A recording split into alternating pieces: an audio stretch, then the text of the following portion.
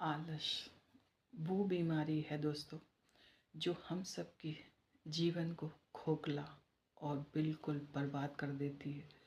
धीमे धीमे पॉइजन की तरह बिल्कुल ख़त्म कर देती है। पर हम लोग उसे आलस आजकल आजकल आजकल करके समय निकालते रहते हैं।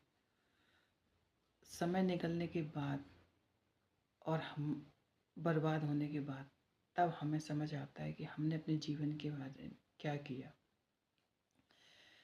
अच्छा, एक इसी की कहानी बताती हूँ। एक मेंढक था जो एक गंदे तालाब में रहता था।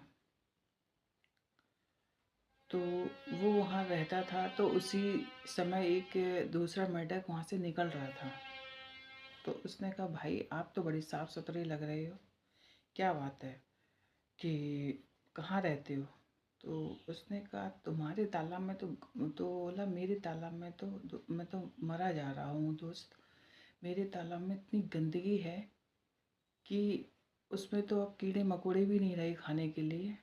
मैं खाऊं तो क्या खाऊं, मैं दिन भर भूखा रहता हूँ और इतनी बदबू आती है इसमें और गंदगी हो गई है कि मेरा पेट भी नहीं भरता और मैं इस गंदगी में मुझे रहना पड़ता है। तो दूसरे वाले ने कहा, मैं जिस तालाब में रहता हूँ वो तालाब बहुत साफ़ सुथरा है, उसमें बहुत सारे कीड़े हैं, मैं भी खाता हूँ और भी गई हैं। तुम्हें चलना हो तो तुम भी चलो मेरे तालाब के पास, तो तुम्हारा पेट भी भर जाएगा और तुम भी आराम से रहोगे।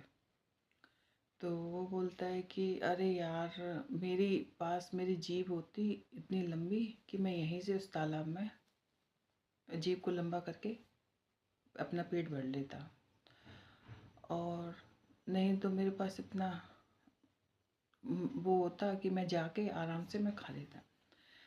पर अब एक आलसी इंसान होता है ना, वो छोटे छोटे पास पास वाले काम भी नहीं कर सकता क्योंकि उसके अंदर शरीर में इतना आलस भरा हुआ है। तभी एक वहाँ बगुला आता है। तो वो कहता है, अरे ये बगुला आ गया, ये तो मुझे खा लेगा। तो दूसरा बोलता है कि अरे वो खाएगा, उससे पहले तुम जल्दी से हमारे साथ चलो तो तुम बच जाओगे। लेकिन वो आलस के रहते वहाँ से निकल ही नहीं पाया। अभी नहीं थोड़ी देर में, अभी नहीं थोड़ी देर में, ऐसे करते करते उसने अपना समय भी बर्बाद किया और निकल भी नहीं पाया। तो जब वो उसके साथ जाने लगा तो इतनी धीमे धीमे से निकल रहा था, ये लग रहा था कि शायद इस पे चला ही नहीं जा रहा। तभी पीछे से बगुला इस पे अटैक कर